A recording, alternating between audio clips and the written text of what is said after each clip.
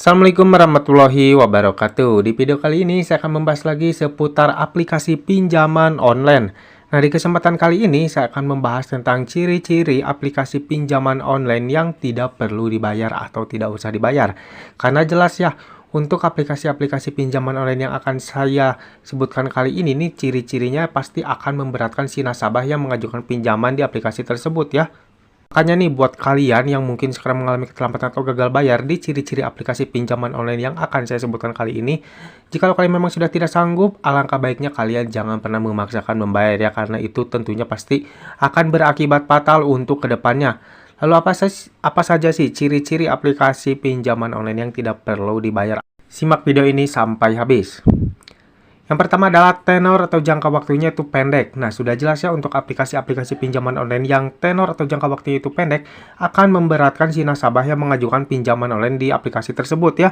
Misalkan nih, ketika kalian mengajukan pinjaman di salah satu aplikasi pinjaman online dan jangka waktunya itu hanya seminggu, itu pasti akan memberatkan kalian ya, apalagi mungkin pinjaman kalian itu di atas 1 juta dan dalam waktu 1 minggu kalian harus mengembalikannya. Itu sudah pasti kalian pasti tidak akan ada uang untuk mengembalikannya ya, kalau mungkin jangka waktunya hanya seminggu.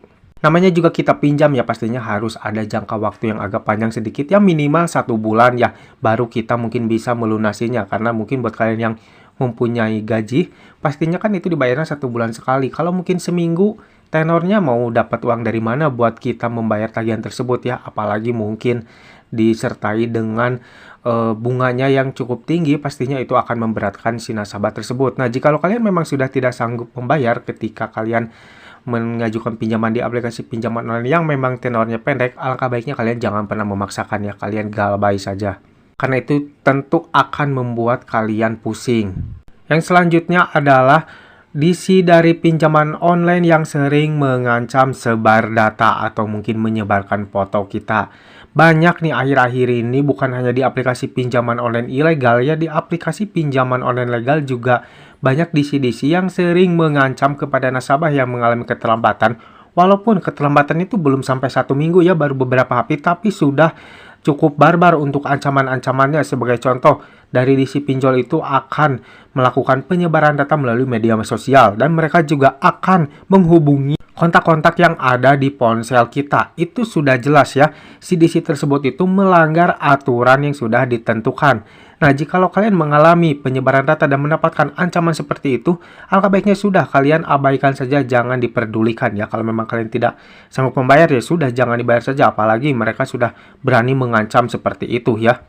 Nah, lebih parahnya lagi, kalau memang terjadi kalian dilakukan sebar data oleh si DC pinjol tersebut, ya sudah, kalian jangan bayar saja sekalian hutang kalian ya. Jadi sebar data anggap saja lunas, karena mereka juga sudah menyebar luaskan data kalian ya. Dan jika kalian membayar tagihan kalian, nama kalian juga tidak akan bersih lagi ya, gara-gara sebar data dari si DC tersebut. Jadi semua orang tuh sudah tahu bahwasannya kalian itu punya tagihan yang tertunggak di aplikasi pinjaman online. Kalian pastinya malu ya kalau mungkin teman-teman kalian atau orang lain yang tahu tentang tagihan kalian di aplikasi pinjaman online tersebut. Nah, ketika kalian membayar tagihan kalian, tentunya hal itu tidak akan bisa membersihkan nama kalian lagi di orang lain ya, karena si DC tersebut itu sudah melakukan sebar data. Jadi, jika kalian mengalami sebar data oleh DC pinjaman online, alangkah baiknya kalian galbay saja atau jangan bayar saja sekalian hutang kalian. Karena jelas ya, DC yang seperti itu tuh sudah melanggar aturan.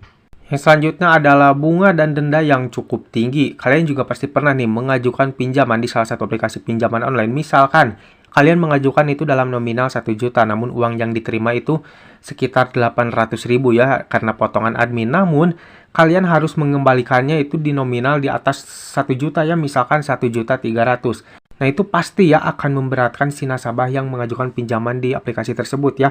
Untuk pinjamannya saja dipotong, tapi kita harus mengembalikannya di atas nominal yang kita ajukan. Ini sangat-sangat akan membebankan kepada si nasabah tersebut ya. Apalagi seperti yang tadi di poin 1 ya, dibarengi dengan tenor yang cukup pendek ya, pasti itu akan membuat si nasabah itu pusing.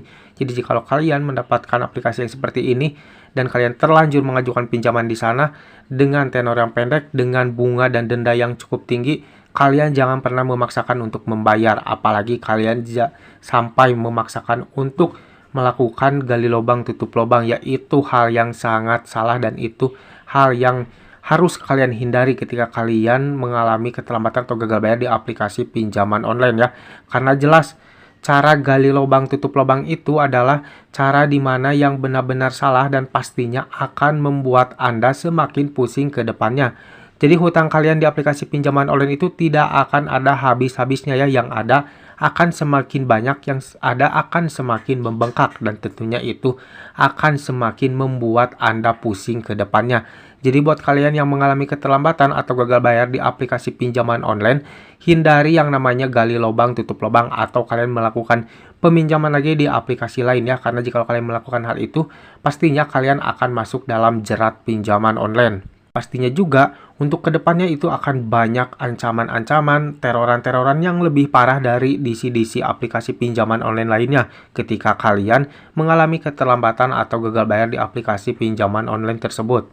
Karena untuk faktanya semakin kalian banyak mengalami keterlambatan di aplikasi pinjaman online, DC-DC-nya itu pasti akan lebih gencar, akan lebih barbar menagih kepada kalian. Bahkan mereka akan memberikan ancaman-ancaman. Karena mereka tahu bahwasanya kalian itu menunggak bukan hanya dari satu aplikasi. Nah, dari sana biasanya DC-DC dari pinjaman online legal itu berani mengancam, berani mengirimkan ancaman-ancaman yang barbar kepada kalian. Namun mereka tidak akan memberikan atau mungkin menyertakan mereka itu dari aplikasi mana ya. Karena mereka tahu bahwasanya kalian itu menunggak di banyak aplikasi. Jadi mereka berpikirnya si nasabah tersebut itu tidak akan berpikiran atau menyangka kepada aplikasi tersebut ya, karena memang kalian itu gagal bayar di banyak aplikasi. Jadi si DC itu akan mengirimkan ancaman yang cukup barbar, namun mereka tidak akan menyertakan mereka dari aplikasi mana. Karena biasanya untuk DC yang biasa menyertakan aplikasi atau nama aplikasinya itu penagihannya masih wajar-wajar saja ya, hanya sekedar peringatan saja, bukan ancaman-ancaman seperti itu.